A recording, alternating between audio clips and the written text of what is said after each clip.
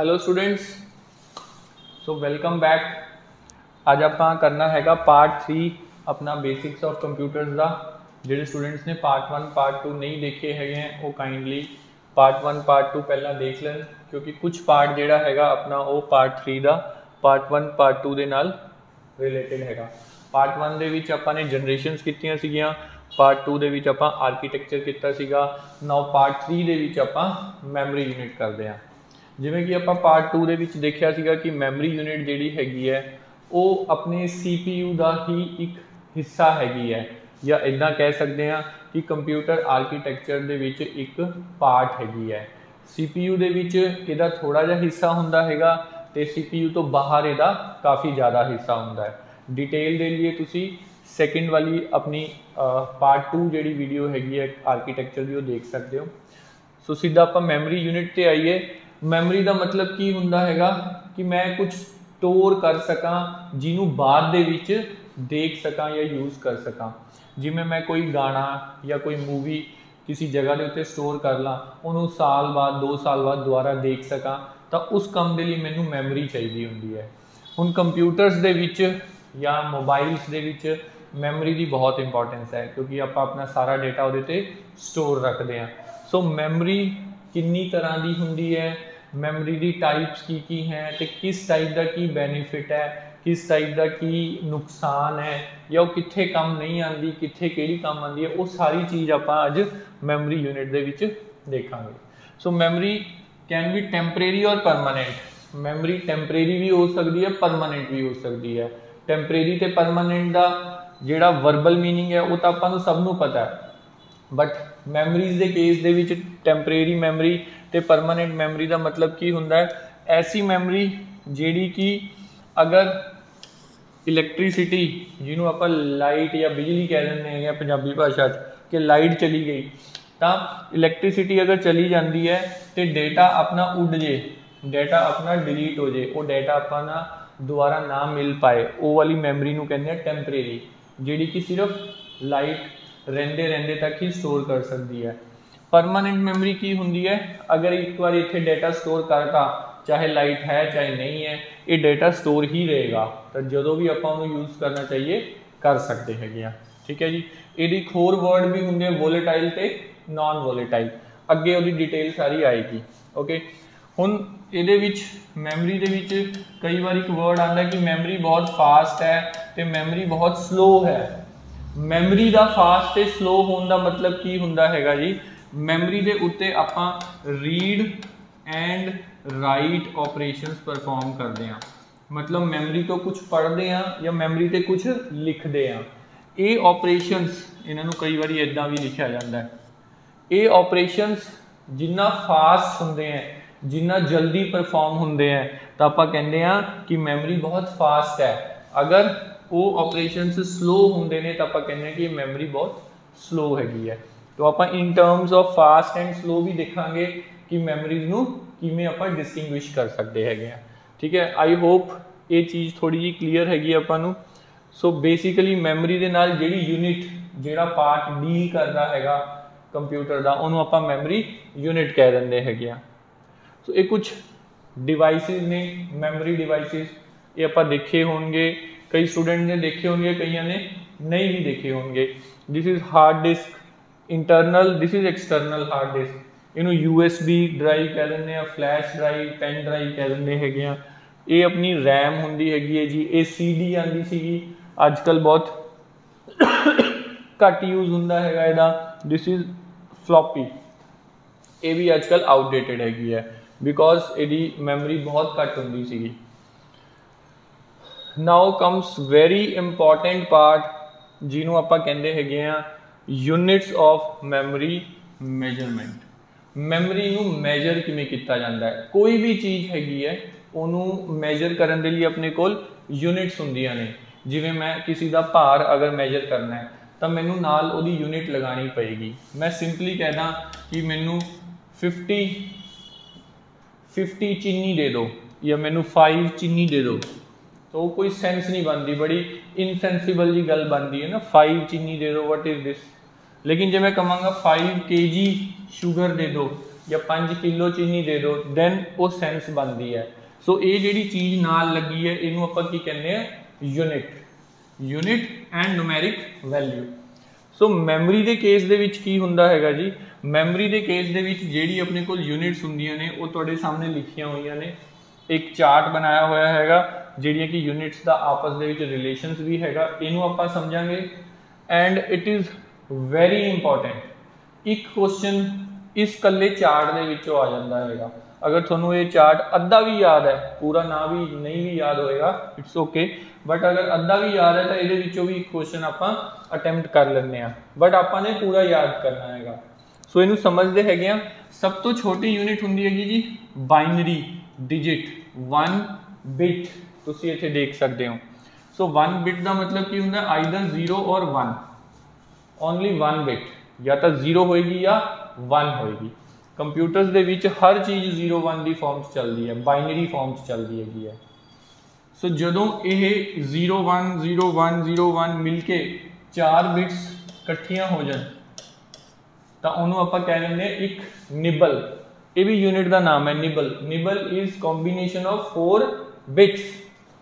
Then उस तो higher अपने को आती है byte, byte is a combination of 8 bits, मतलब यह अपने को 8 बिट्स कट्ठियां हो गया। तो इनू आपां कह देना दिस इज 1 बाइट, किसी भी कॉम्बीनेशन हो सकती है 1 0 1 0 1 1 1 एनी कॉम्बीनेशन। ओके, इस तो बाद थोड़ियां हायर लैवल मैमरीज बननियां शुरू होंदी हैं।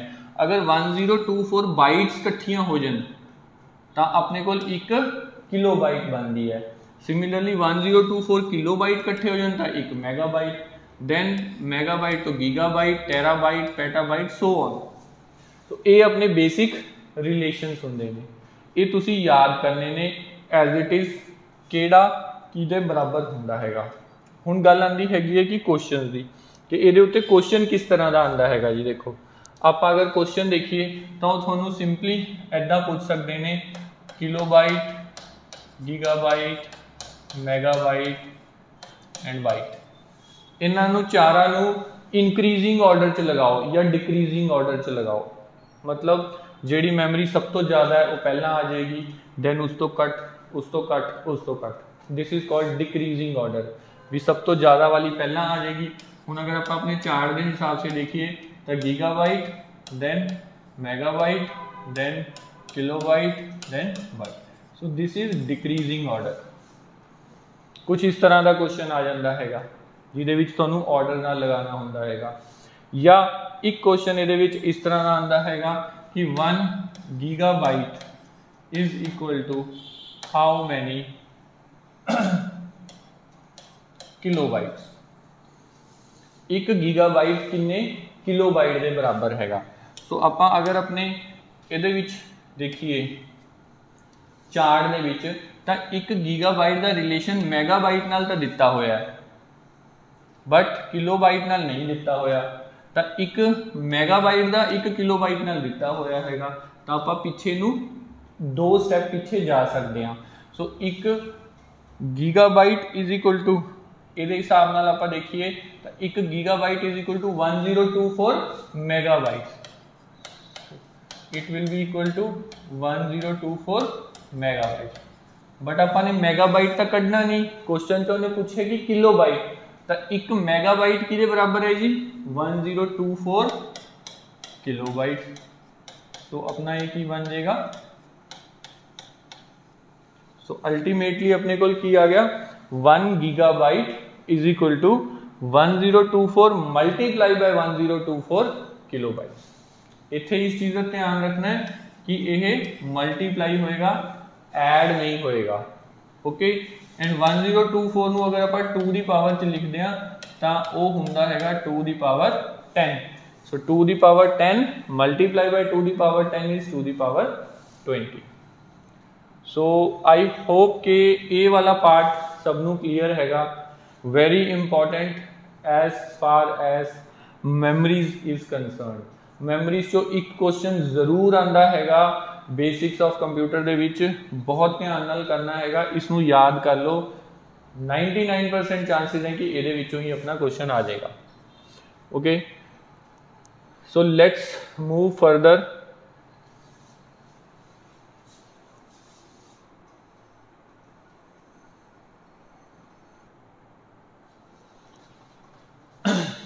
ਇਹ ਜਿਹੜੀ ਜੀ ਆਪਣੀ ਸਲਾਈਡ ਹੈਗੀ ਹੈ, this is the most important slide in memory, ਜਾਂ ਇੱਦਾਂ ਕਹਿ ਲਓ ਕਿ ਬੇਸਿਕਸ ਆਫ ਕੰਪਿਊਟਰਸ ਦੇ ਵਿੱਚ ਸਭ ਤੋਂ ਇੰਪੋਰਟੈਂਟ ਤੇ ਸਭ ਤੋਂ ਜ਼ਿਆਦਾ ਇਨਫੋਰਮੇਸ਼ਨ ਵਾਲੀ ਸਲਾਈਡ ਹੈ। ਇਸ ਦੇ ਵਿੱਚੋਂ ਨਾਰਮਲੀ ਇੱਕ ਕੁਐਸਚਨ ਆ ਹੀ ਜਾਂਦਾ ਹੈ। ਅਗਰ ਮੈਮਰੀ ਦੇ ਉੱਤੇ ਤੁਹਾਨੂੰ ਕੋਈ ਕੁਐਸਚਨ ਆ ਰਿਹਾ ਤਾਂ ਉਹ ਇਹਦੇ ਵਿੱਚੋਂ ਹੋਏਗਾ, ਇਹ ਬਹੁਤ ਜ਼ਿਆਦਾ ਚਾਂਸਿਸ ਨੇ, ਬਿਕੋਜ਼ ਇਸ ਦੇ ਵਿੱਚ बहुत वधिया तरीके नाल आपां अरेंज करके दिता हैगा सारा कुछ तुहानूं। सिर्फ तुसी इन्हां नूं अपने दिमाग दे विच बिठाना हैगा, याद करना हैगा। ओके, सो मैमरीज दी अगर आपां डिवीजन करिए, one is primary memory, other is secondary memory. ये दो तरह दी डिवीजनस ने, तुसी देख सकते हो किहड़ियां सैकेंडरी च आ रही हैं ते किहड़ी प्राइमरी च आ रही हैं। अगेन प्राइमरी नूं अगर आपां डिवाइड करिए, एक मेन मैमरी बन जाती हैगी, दूसरी कैश मैमरी बन जाती है। सो कैश मैमरी की हुंदी हैगी है, जिहड़ी कि अपनी CPU रजिस्टर्स दे विच मैमरी हुंदी हैगी है।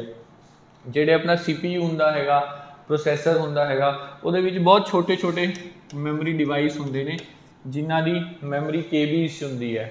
लास्ट वीडियो दे विच एक बार थोड़ा डिटेल च देख लियो तो उहदे थोड़ी डिटेल च चीज़ एक्सप्लेन की हुई है। सो KBs या MB दे विच सिर्फ उहदी मैमरी हुंदी हैगी है, but they are very fast. वो कैश मैमरी दे लिए यूज़ हुंदे ने।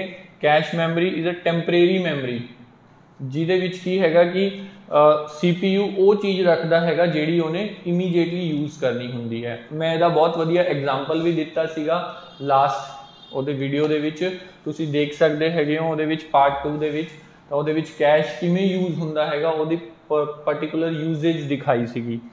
सो टैंपरेरी स्टोरेज वास्ते कैश मैमरी यूज़ होंदी है, बहुत फास्ट होंदी हैगी है। Then comes the main memory, जिहदे दो पार्ट्स होंदे हैं, रैम ते ROM. RAM is a volatile memory, ROM is non volatile. हुण वोलेटाइल ते नॉन वोलेटाइल का मतलब की हैगा? वोलेटाइल मीनस टैंपरेरी, जिहड़ा आपां हुणी पढ़िया सीगा। वो नॉन वोलेटाइल मीनस परमानेंट, मतलब अगर लाइट चली भी जाए देन ये मैमरी एज इट इज रहेगा तो ये मैमरी चो डिलीट हो जाएगा। RAM is random access memory. ये दो तरह की होंगी है जी, स्टैटिक रैम ते डायनेमिक रैम। स्टैटिक रैम दे विच अपने फ्लिप फ्लॉप्स यूज होंदे ने, डायनेमिक रैम दे विच कैपेसिटर्स यूज होंदे ने, ते डायनेमिक रैम नू रिफ्रैश करन दी लोड़ पैंदी है बार बार। इस पॉइंट के उत्ते क्वेश्चन आ जाता है कि स्टैटिक रैम किस चीज़ नाल बनी हुंदी है, डायनेमिक रैम किस चीज़ नाल बनी हुंदी है, बेसिक कंपोनेंट्स किहड़े हुंदे ने। Okay, then comes main memory. Main memory की हुंदी है जी? Read only memory.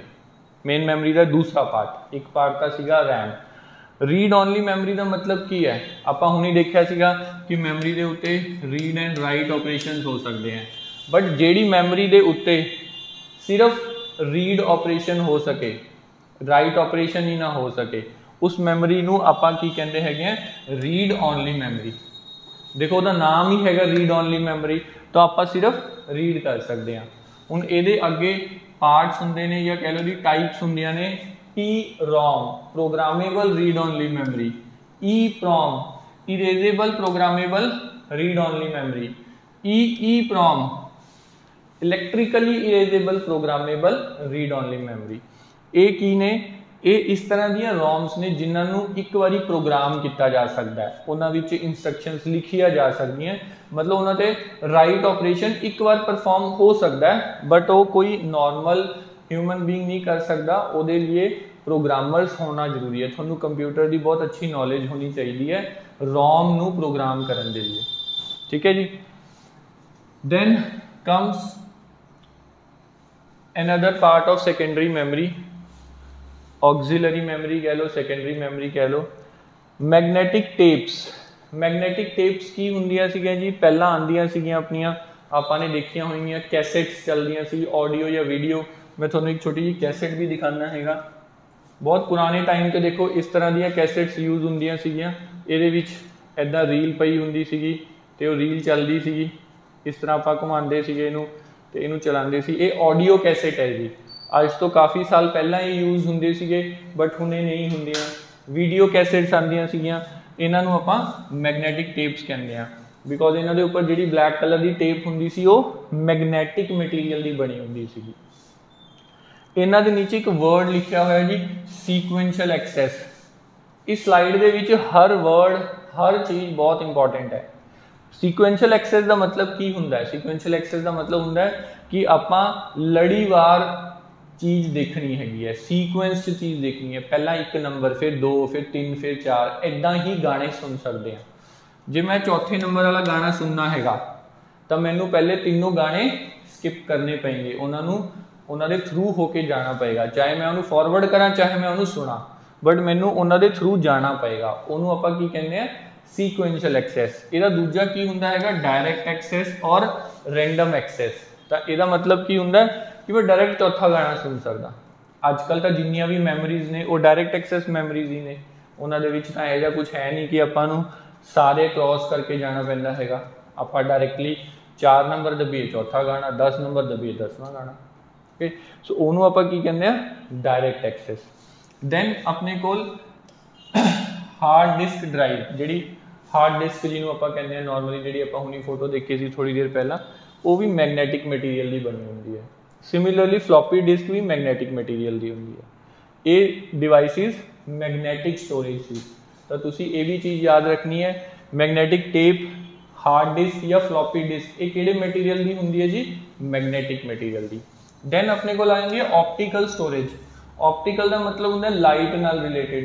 सो जिन्नियां भी CD DVD BRD HVD ये सीगियां, ये की हुंदियां सीगियां या की हुंदियां हैं ऑप्टिकल स्टोरेज। तो पेपर च अगर आ जाए कि CD किस टाइप की स्टोरेज है, मैगनैटिक स्टोरेज है, ऑप्टिकल स्टोरेज है, फ्लैश मैमरी है या सेमीकंडक्टर है, सो उसका आंसर की होएगा ऑप्टिकल स्टोरेज। तो ये चारों अपनियां ऑप्टिकल स्टोरेज, ये चारों के तुहानूं फुल फॉर्म्स याद होने चाहिए। ये मैं कोई भी फुल फॉर्म नहीं लिखे, रैम रोम प्रोम ई प्रोम, ये तुहाडे लिए एक तरह का होमवर्क हैगा, तुसी खुद इन्हां दे फुल फॉर्म लभ के याद करने हैं। Then flash memory. Flash memory की हुंदी है जी? मैमरी कार्ड हो गया या पेन ड्राइव, बहुत इंपॉर्टेंट। ये छोटी जी चीज़ के उत्ते लास्ट ईयर एक क्वेश्चन आया सीगा कि मैमरी का पेन ड्राइव या पेन ड्राइव नूं किस टाइप की मैमरी कहा जाता है, सो दा आंसर सीगा सिंपली फ्लैश मैमरी। इन्हां तो अलावा अजकल एक लेटेस्ट जी बहुत फास्ट मैमरी चली है, it is called SSD solid state drive. Again full form नहीं लिखिया, तुसी खुद इनू लभ के लिखियो। तो ये किस टाइप की मैमरी होंदी है? Semiconductor memory. ठीक, सो आई होप सारी तरह दी मैमरीज आपां नूं क्लीयर ने।